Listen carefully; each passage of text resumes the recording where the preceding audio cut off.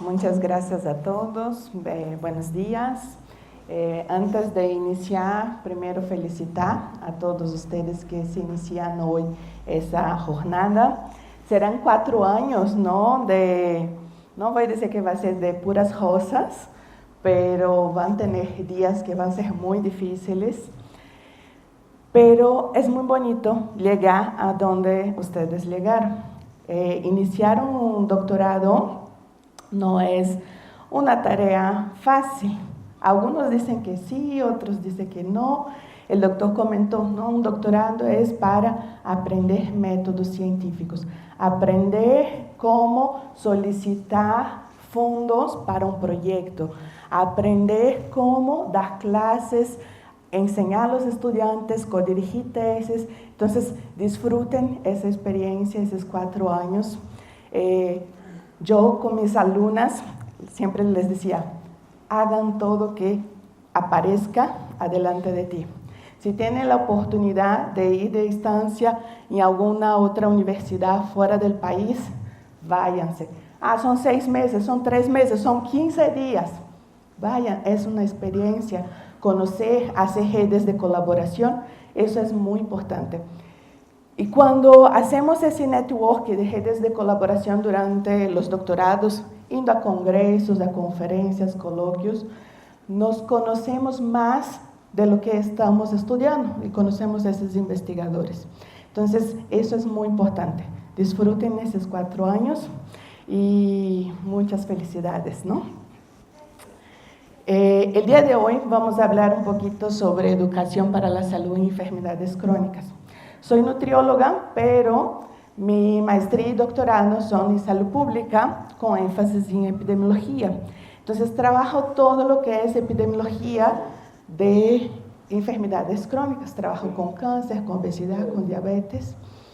Y como nutrióloga estudiamos mucho las herramientas de educación para la salud.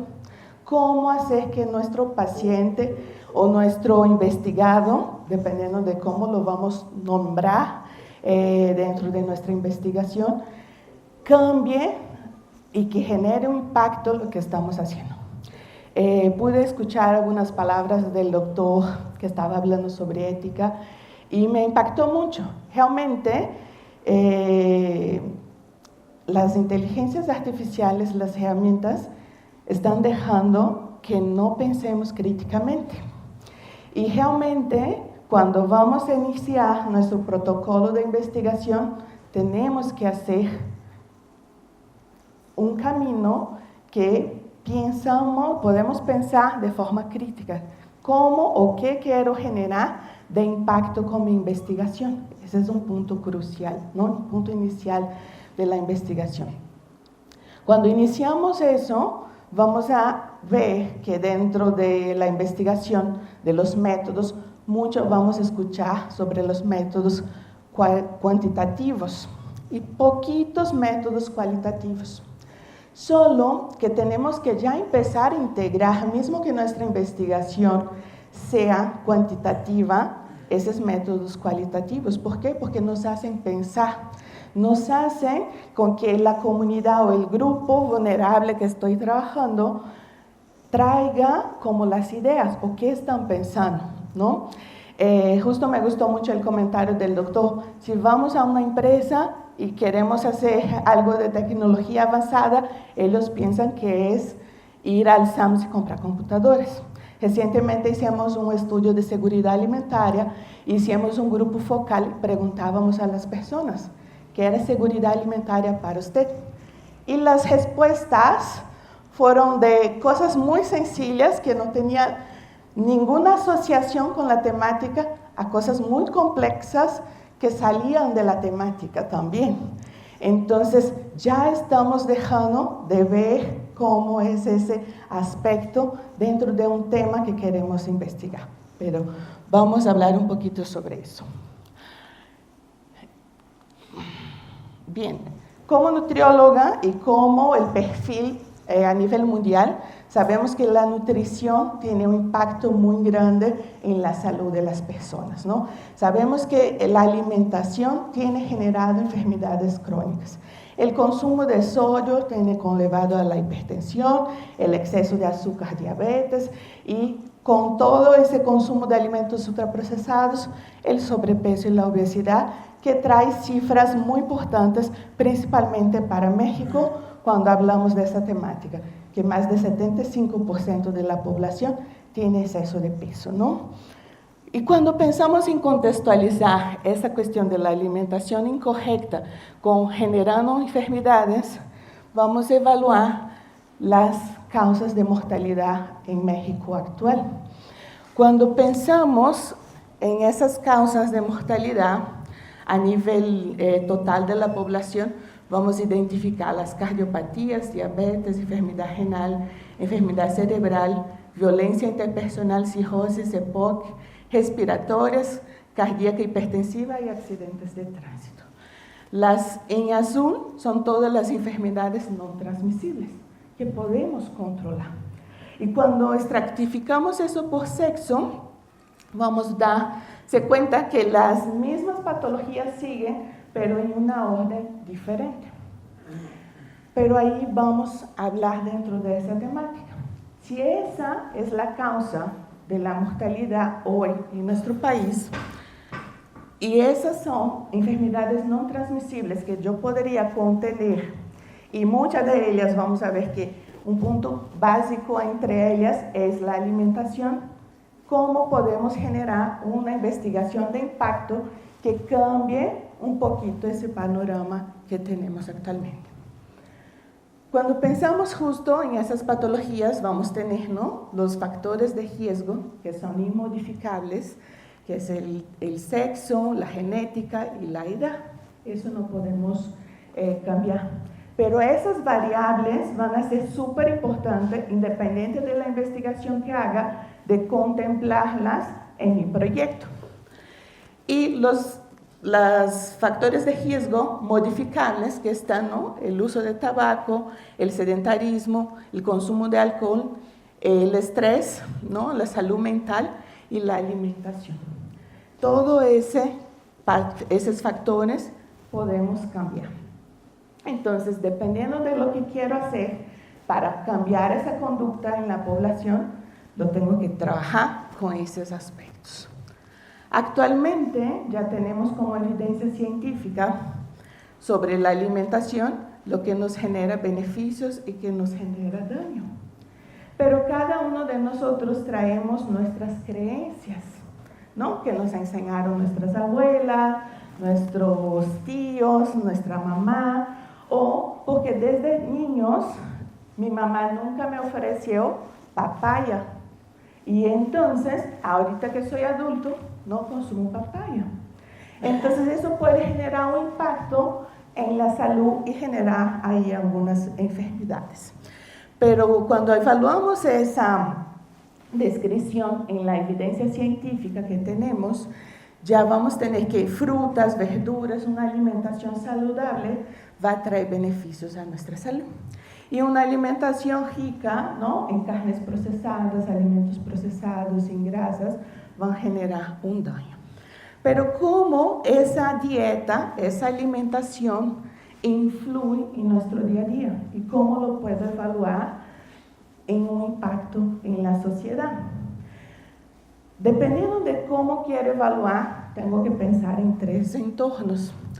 Los factores de riesgo que están asociados a esa alimentación, que son factores individuales, cómo es mi familia, cómo fue mi interacción con el alimento, cómo mi mamá me introdució a la alimentación. Si hoy tengo aversión a varios alimentos, fue de un proceso de introducción alimentaria de forma equivocada. ¿Cómo son mis grupos que convivo? Mis grupos de amigos. ¿Por qué? Porque la alimentación es un acto social. Entonces, alimentar todo lo que vamos a hacer nos conlleva a comida.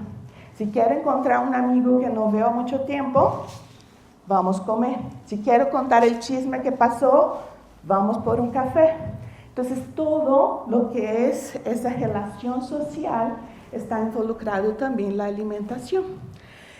Además, ¿no? Nuestras propias preferencias.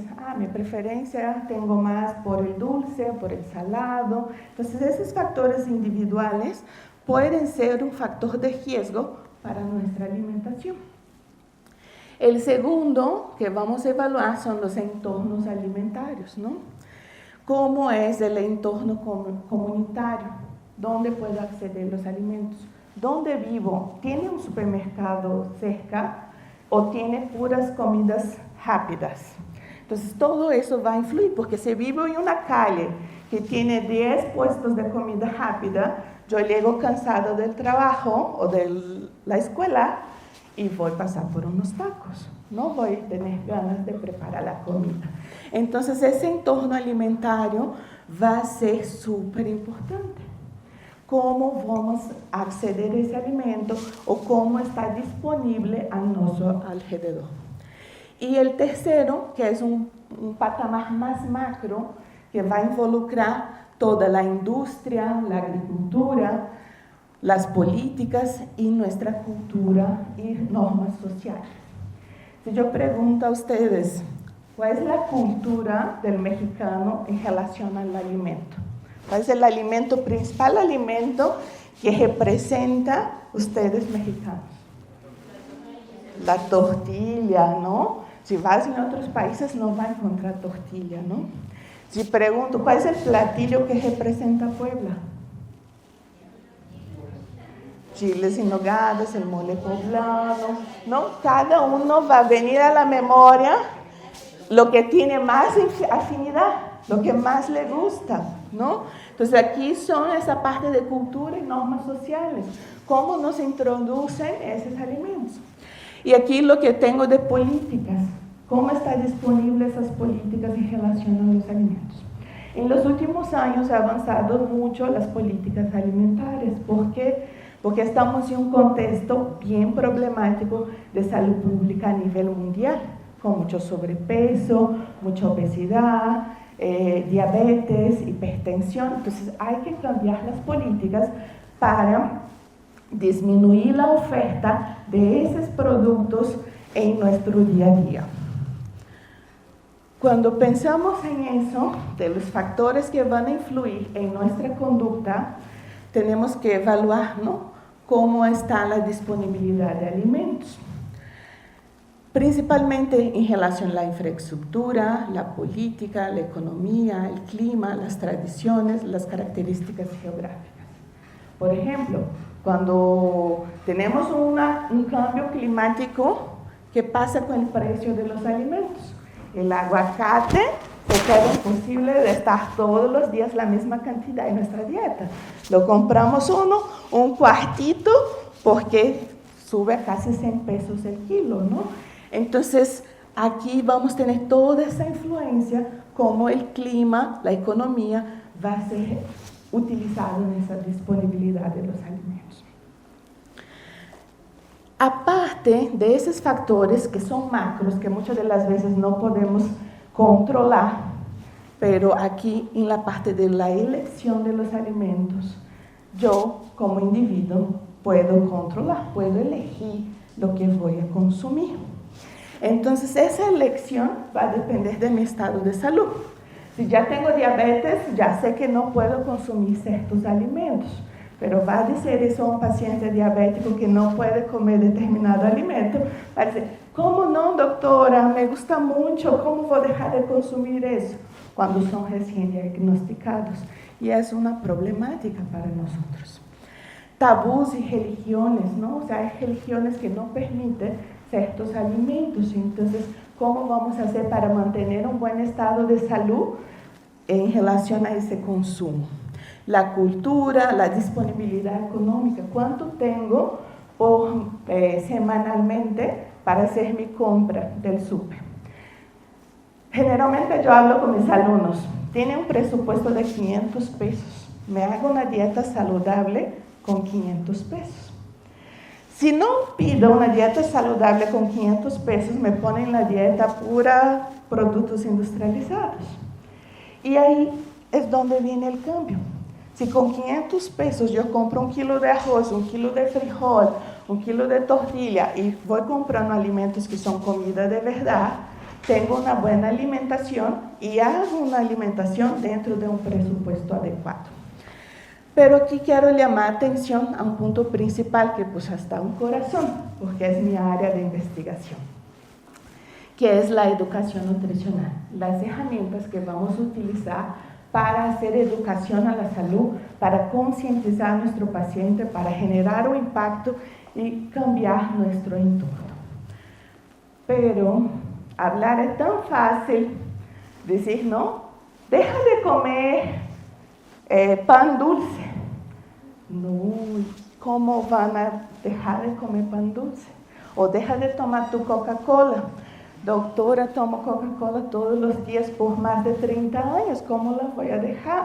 Entonces es un trabajo que vamos a discutir hoy, cómo lo hacemos para cambiar ese patrón dentro de las herramientas de educación para la salud.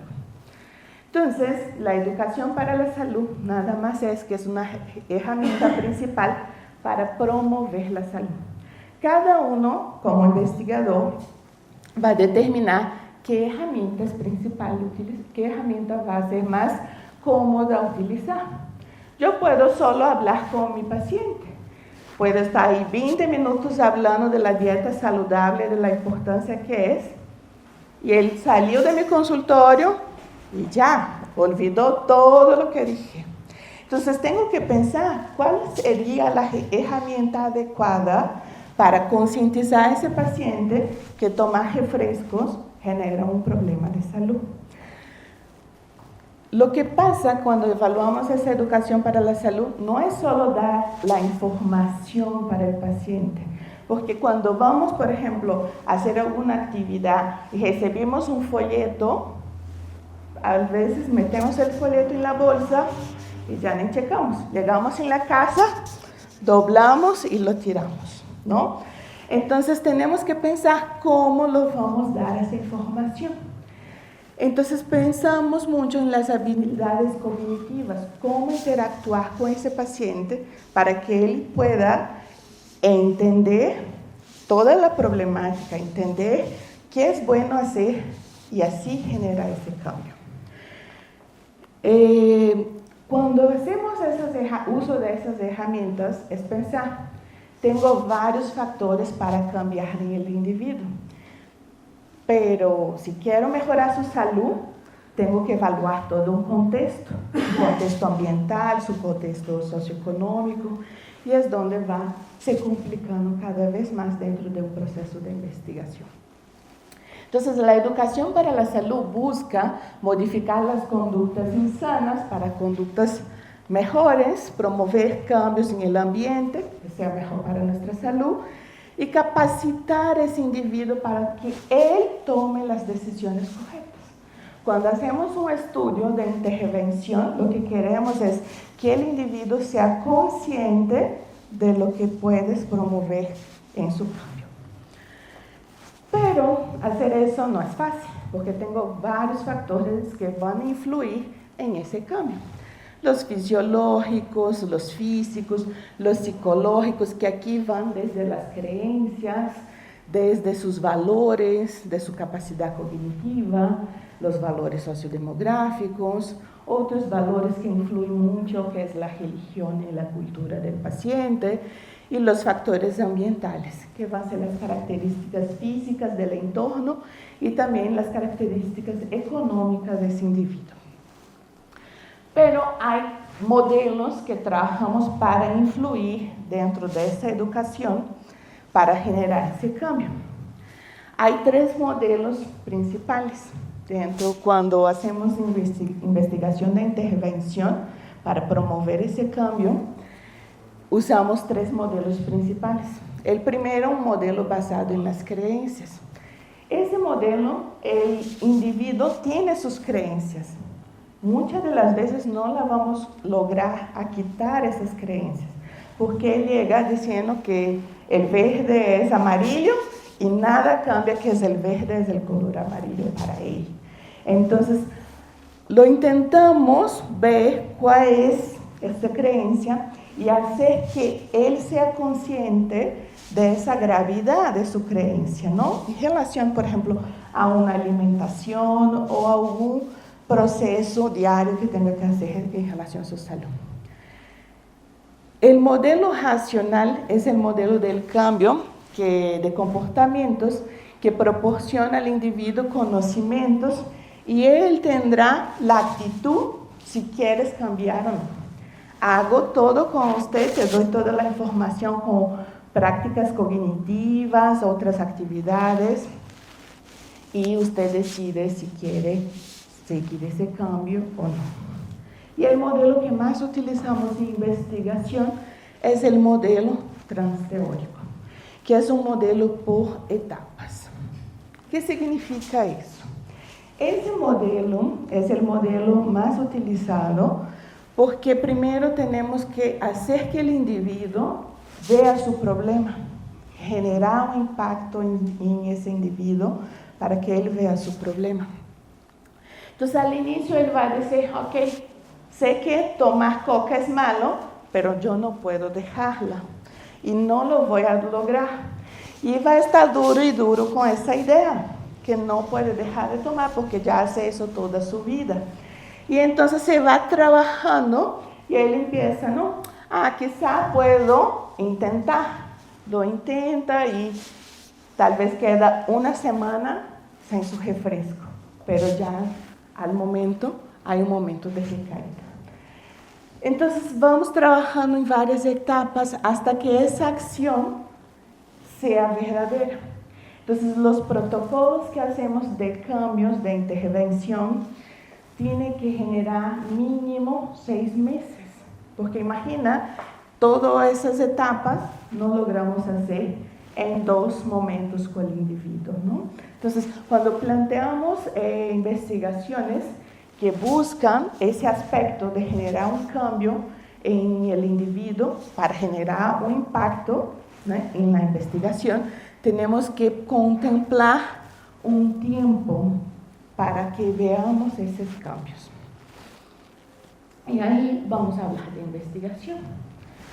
Ustedes están iniciando el doctorado, pero alguna vez, probablemente, hicieron su maestría y tuvieron que hacer su protocolo de investigación.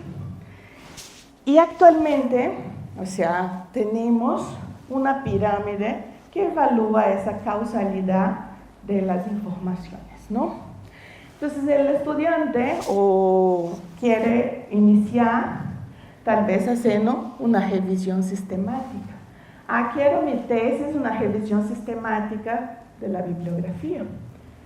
Pero la revisión sistemática es la cosa más compleja de se realizar cuando hecha en los protocolos correctos. ¿Por qué? Porque él está en el ápice de la pirámide. Ella tiene que dar toda la evidencia de lo que es verdadero en la ciencia. Entonces, cuando pensamos en esa pirámide y evaluamos la jerarquía de la evidencia, siempre lo que está abajo es menor causalidad, que eso es, su fuerza de causalidad es menor, que puede pasar, pero no sé si eso está pasando al azar o por qué está aconteciendo eso en la sociedad. Y cuanto más arriba, lo vamos a tener más complejidad de esa causalidad. Estamos afirmando que un efecto está llevando a una enfermedad. Entonces, por ejemplo, ¿no? ¿Cómo sabemos hoy que el sodio genera hipertensión? Porque ya nos generaron muchos estudios, hasta evidencias científicas con mayor causalidad, que están completamente asociados. Entonces, eso nos da como esa idea. Cuando vamos a definir dentro de nuestro protocolo de investigación qué quiero hacer, a veces pensamos, ¿no? Primer paso, ¿qué quiero estudiar? Es mi pregunta de investigación. Quiero generar una pregunta de investigación que tenga un destaque, que sea algo novedoso, que genere impacto en la sociedad. Nosotros como investigadores ya tenemos que pensar no solo en el producto científico, pero cómo ese producto científico impacta a la sociedad. Entonces muchas de las veces vamos a las comunidades más vulnerables, vamos a trabajar con el paciente diabético, vamos a trabajar, por ejemplo, ahorita estoy dirigiendo una tesis con individuos en la cárcel. O sea, todo es elegir dónde quiero generar mi impacto. Ok, segundo paso, ¿qué quiero hacer? Definir, ¿tengo recursos para investigación? Si tengo recursos para investigación, puedo elegir unos estudios de aquí para arriba. Porque si no hay recursos, tengo que evaluar qué puedo hacer sin recursos. Entonces, cuando pensamos en una serie de casos, que es un reporte de casos, es un estudio muy sencillo, pero muy útil a la vez. Por ejemplo, generó mucho impacto los estudios de casos en la pandemia. Los primeros casos que fueron publicados en las revistas de mayor impacto eran casos porque no se sabía cómo tratar, cómo se había sucedido. Entonces, fueron artículos importantes y eran artículos económicos porque el médico estaba en el hospital, llegaba ese caso, no sabíamos, no teníamos nada descrito en la literatura, empiezo a aplicar un tratamiento porque no se sabía cómo tratar la patología del COVID en 2020, entonces empieza a publicar varios estudios de casos y eso es importante. Ahora, estudios descriptivos, ¿no? Que es lo que más hacemos, ¿no? Ir a una población, recabar los datos con cuestionarios y evaluar qué perfil tiene esa población, qué problemática encontramos. Los ecológicos, que vamos a buscar esa información en Internet, ¿no? En las bases de datos de INEGI, de ENSANUD, por ejemplo, y con esas bases de datos podemos hacer esos estudios. Tengo que pensar en recursos. Si quiero hacer un estudio de casos control, un estudio de corte, un estudio de intervención. Y aquí quiero hacer énfasis en los estudios de intervención, que es lo que genera más impacto. Cuando vamos a buscar hacer uso de esas herramientas para ver el cambio en el individuo, tenemos que trabajar con estudios de intervención para buscar, ¿no? Si hago una intervención de ese formato, ¿será que logro promover el cambio que espero o no es posible? Y por último, son las revisiones sistemáticas que están en el ápice de la pirámide, que tiene la cuestión más importante que nos van a dar el direccionamiento de muchas investigaciones. ¿Por qué eso sucedió o por qué eso está asociado a esa temática? Y por eso que digo que, por más que esté en el ápice, mucha gente tiene la idea que hacer una revisión es fácil. Y aún más ahorita con el uso de la inteligencia artificial, ya tenemos herramientas que pones y diga, hágame una revisión sistemática de enfermedades cardiovasculares. Te va a hacer todo el resumen de lo que hay. Pero si yo como investigador confío en esa herramienta, no voy a leer las referencias, no sé lo que me dice, ¿qué tal? No estoy cometiendo algunos errores, ¿no? Entonces, el método más práctico, cuando hacemos una revisión que está dictaminado por guías que viene ahí del Prospero, va desde el momento qué palabras claves va a buscar, porque tiene que ser una receta de pastel, o sea, esa receta tiene que replicar otro investigador y encontrar el mismo número de artículos que fue encontrado.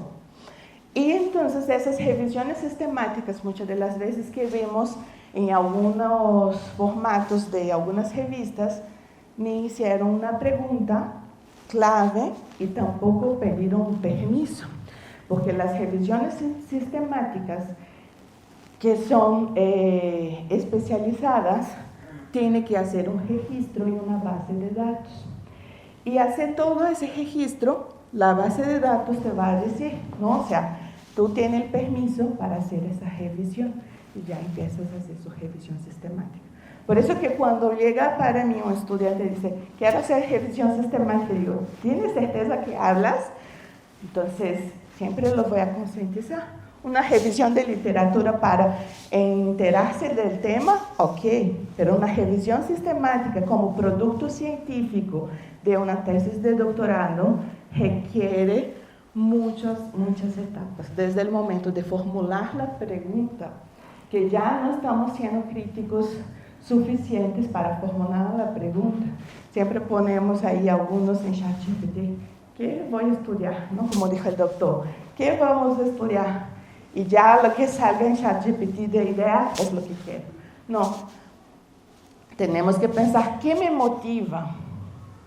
¿Qué me trae a pensar? ¿Por qué estoy aquí en el doctorado? Ustedes entraron aquí porque tienen una inquietud, tienen un problema a solucionar.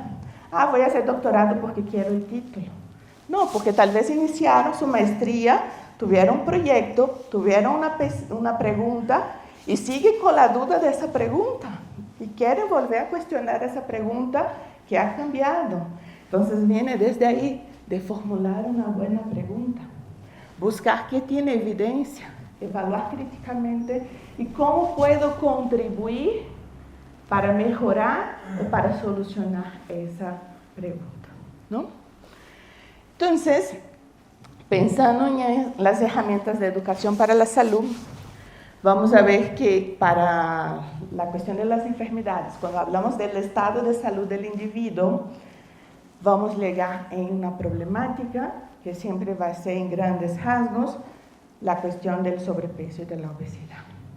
¿Cómo lo podemos evitar? Desde aquí, desde la obesidad infantil. Cada año las cifras de la obesidad infantil crecen y ¿qué podemos hacer para cambiar? Tal vez acciones que van desde promover más la lactancia materna, evitar azúcares, instruir a las madres, asegurar ingesta de micronutrientes adecuados. Pero ¿cómo hago eso en un estudio de intervención? Un estudio de intervención, por ejemplo, para la lactancia materna, tal vez es formar un grupo de mujeres embarazadas y enseñarlas la importancia, enseñarlas cómo dar el pecho a su bebé, porque muchas no lo saben, hacer la pega correcta, enseñarla su proceso de introducción alimentar, enseñarla que no es necesario dar agua a ese bebé porque la leche contiene todo. Entonces, desde talleres muy simples, interactivos con esas mujeres, ellas ya van a ser conscientes de lo que tiene que hacer con su bebé hasta sus 2 años de vida para evitar cualquier problemática, para que ese niño sea un niño en el futuro con problemas de enfermedades crónicas. Cuando ya pasamos a los adolescentes, ya viene de una historia que están muchos sedentarios, se quedan mucho tiempo en tela, comen de forma equivocada, utilizan mucho el consumo de bebidas y refrescos azucarados. ¿Cómo promover ese cambio? Aún es posible porque están en su etapa de desarrollo, están en su etapa de generar su formación de valores. Entonces aquí es donde también podemos hacer muchísimo impacto en las enfermedades crónicas. Y los adultos. Los adultos siempre van a decir, mi vida siempre fue así, no logro cambiarla, no tengo tiempo. Entonces es enseñarlo con cosas prácticas que sí puede. O sea, tengo que caminar, hacer actividad física 30 minutos, no tengo tiempo, pero vengo de camión o tengo que dejar el coche, voy a dejar en 2 estacionamientos lejos y camino hasta la oficina, camino hasta donde voy a tener clases y ya cumplí mi actividad física. O sea, fue una caminata de 10 minutos, 15 minutos de ida y de regreso, ya incluí mis 30 minutos de movilidad diaria. Entonces, muchas de las veces con el adulto tenemos que buscar formas de que sea consciente que no necesito ir al gimnasio, echar 1 hora en la caminadora, que puedo cambiar una acción. Si tengo que estoy en segundo piso, si subo o bajo por las escaleras, no utilizo el ascensor, ya estoy haciendo una actividad física, ¿no? Entonces, extraer a ese adulto varias cuestiones que pueden ser sus cambios durante el día a día. En relación al consumo de alimentos, es enseñar que cocinar no es difícil. Y cuando hablo eso, me van a decir, no sabe lo que habla la doctora, que tiene que hacer el arroz, cocinar el frijol. Pero cuando pensamos en esa actividad de cocinar, involucramos toda la familia, puede ser una actividad diferente y divertida, porque ahorita el hijo va a pelar las papas, el esposo va a hacer pelar el chayote, ¿no? Cada uno va a tener una actividad. Cocina un día y tengo la comida para la semana. Nos facilita la vida y hace una actividad social con su familia. Entonces, cuando pensamos en algunas actividades de educación, como motivar a la gente para generar esos cambios, podemos ahí tener muchísimas ideas. Pero muchísimas ideas sin preguntar a ChatGPT. O sea, muchísimas ideas de qué me gustaría hacer o cómo puedo hacerlo, ¿no? Y ya para ir como finalizando todo eso, cuando pensamos en esas actividades de educación, podemos trabajar con varias cuestiones dentro de la nutrición. Desde las recomendaciones, que dice cuánto tiene que comer de carbohidratos, de proteína, de lípidos, cuánto tiene que hacer de suplementación. Hoy la gente trae su cartela de pastillas. O tengo que suplementar vitamina C, omega, vitamina D, calcio, hierro, sin la necesidad. Si tiene una buena alimentación, no es necesario la suplementación. La alimentación es la base de todo y si consume las cantidades adecuadas dentro de una variabilidad de la dieta, te va a llegar todos los nutrientes, entonces no va a ser necesario suplementar. Y aquí volvemos de nuevo a la cuestión de la educación nutricional, que siempre va a ser un factor muy fuerte para eso. Bien, ¿cómo es mi área de expertise? Voy a presentar algunos de los trabajos que he hecho en colaboración. Ese trabajo fue hecho en mi etapa de doctorado. Yo conduciendo mi grupo de alumnos y fue un trabajo, el primer trabajo de intervención que iniciamos en las escuelas de Brasil. Fuimos a unas comunidades muy similares a la favela, que los niños no tenían condición socioeconómica, no tienen acceso. Cuando hablas de alimentación saludable te van a decir, es muy caro tener una alimentación saludable. Pero, ¿en qué punto? Si quieres comprar kiwi y pitahaya, sí va a ser caro. Pero si como plátano, manzana, no va a tener tanto costo esa alimentación. Entonces, en ese proyecto buscamos dos aspectos, tanto de la alimentación como la actividad física, y enseñábamos toda la cuestión de la alimentación y de la actividad física. En la actividad física buscábamos rescatar los juegos de cuando nosotros éramos niños, que esos niños ya no conocían. Entonces fue un trabajo muy bonito, duró 2 años ese proyecto, íbamos a la escuela cada 15 días, en un horario de 2 horas, a aplicar las actividades con ellos. Ese proyecto más reciente, que fue conducido ahorita 2021 y 2022, fue también un proyecto de prevención a la obesidad infantil y lo hicimos en las clínicas de salud. Ya no íbamos a la escuela, llegábamos a las clínicas de salud que los pediatras ya habían encaminado ese niño con el nutriólogo porque ya tenía obesidad infantil. Entonces hicimos un protocolo con varias actividades con esos niños y generó ese libro que apenas fue su lanzamiento hace 2 semanas sobre la prevención de la obesidad infantil en la atención primaria. Y más que nada, después de trabajar con niños, buscamos si nosotros, que somos los profesionales de salud, hablamos tanto de generar ese impacto, ¿cómo está o cómo estamos en relación a nuestra salud?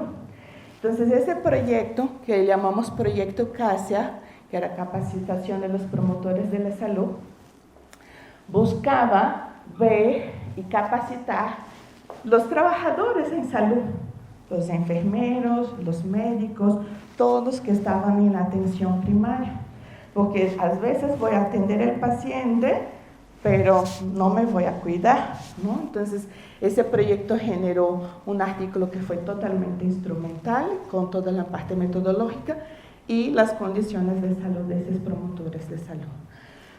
Básicamente, ese proyecto recibimos un buen recurso para hacerlo.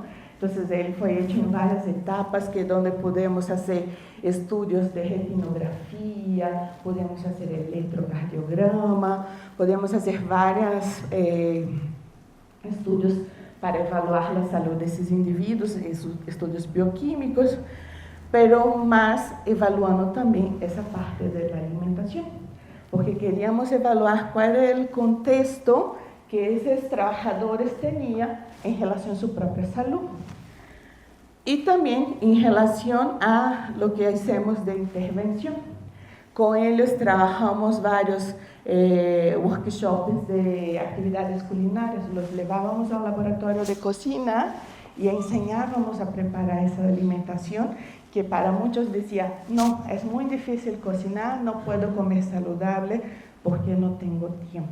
Es siempre eso que usamos de excusa, que no tenemos tiempo y por eso no cocinamos. Y trabajamos mucho las estrategias que hoy nos apoyan mucho las tecnologías, que son el uso de las redes sociales, ¿no? Enviábamos mensajes por WhatsApp, generábamos videos en Instagram y todo más. Y lo que encontramos fue eso de resultado. Ese es el perfil de los trabajadores de salud. O sea, vemos aquí varias condiciones, porcentajes, prevalencias que nos llaman la atención de trabajadores que tienen 3 condiciones de salud con problemas, ¿no?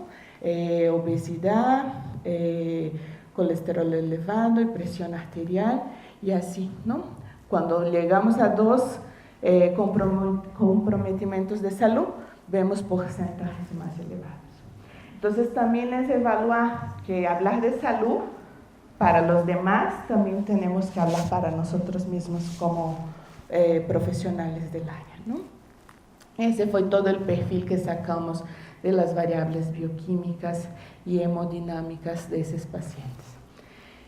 Y más solo para finalizar, 2 estudios que hicimos durante la pandemia, que era para evaluar cambios durante la pandemia. Todos cambiamos durante la pandemia, porque la pandemia fue un periodo que nos generó mucho estrés, unos dejaron de comer, esos fueron bien, pero la mayoría incrementó lo que es consumo de alcohol, incrementó los picoteos durante el día porque se generaba mucho estrés, entonces todo el momento tenía que picotear y ese fue el resultado que encontramos. Inicialmente hicimos un estudio con varios países. Ese es un estudio de la parte solo de Brasil, cómo se incrementó toda la cuestión del consumo de alimentos. Y ese fue el estudio que hicimos en contribución con varios otros países, Brasil, México, Argentina, Perú y España. Y vemos aquí la cuestión de México, cómo se incrementa el consumo de desayuno, después de desayunar un pequeño desayuno, cómo se incrementa, y todo lo hicimos, ¿no? Las 3 principales comidas, que generalmente el mexicano hace 2 comidas o 3 comidas, y cómo se incrementó esas entre comidas, tanto en la mañana, en la tarde, mira cómo en la tarde se creció México, y en la noche, cómo se incrementa, o sea, empezaron a hacer 6 comidas al día, ¿no? Y cómo eso tiene un impacto. Entonces, para finalizar, cuando ustedes ya estén haciendo su protocolo, si gustan realizar un protocolo que va a generar un cambio en esos individuos y en esos pacientes, tengo que pensar en 4 etapas, ¿no? ¿Cómo lo voy a analizar esas necesidades? ¿Qué grupo voy a trabajar? ¿Qué grupo es más vulnerable? ¿Dónde puede generar ese impacto? ¿Cuáles son los problemas que tengo ¿Qué quiero solucionar, ¿no? Como doctorante y generar de producto científico para la comunidad? Luego que identifico eso, voy a hacer mis encuestas y todo más, y voy a evaluar, de acuerdo a esos resultados encontrados, qué materiales tengo que ofrecer, cuál es la escolaridad de mi grupo, porque dependiendo de la escolaridad de mi grupo tengo que hacer actividades completamente diferentes, tengo que dividirlos, porque el mismo enseñamiento, la misma herramienta tal vez sirve para un grupo, pero no sirve para otro. Entonces, todo ese proceso tiene que evaluar para siempre cumpliendo también el calendario planteado. Entonces, si tienen 4 años y quieren hacer un proyecto de intervención, tienen que calcular más o menos 1 año y medio, 2, para un buen protocolo de intervención. ¿Y qué impactos eso genera? Eso genera varios impactos, ¿no? Desde las habilidades que puede adquirir el paciente, aumentar ese nivel de conocimiento del paciente, cambios familiares, ¿no? Que cómo va a cambiar su entorno familiar, su ambiente, y esos resultados finales. Y determinamos si queremos de forma inmediata o diferente. Como un protocolo de doctorado, eso se hace 1 año y medio, 2. Yo pongo a mis alumnos a hacer en un semestre, ¿no? Entonces, en la materia de educación nutricional, ellos tienen que aprender a hacer un protocolo de intervención. Van a una escuela y aplican ese protocolo. En la escuela nos dan 4 semanas y ellos evalúan por un cuestionario, por una dinámica, si esos estudiantes cambiaron desde las preguntas iniciales a las preguntas finales después de 1 mes y medio, ¿qué fue que generó de aprendizaje? Y sí tiene generado mucho impacto en las escuelas que hemos trabajado, porque se hace cambio en las ventas que tiene en la cocina, ¿no? de la escuela, de lo que llevan de box lunch, o sea, para su hora de comer. Entonces, sí genera una conciencia. Pero cuando hablamos de un impacto, si queremos que eso sea a largo plazo, por eso contemplamos más tiempo. Y eso sería todo. Muchas gracias.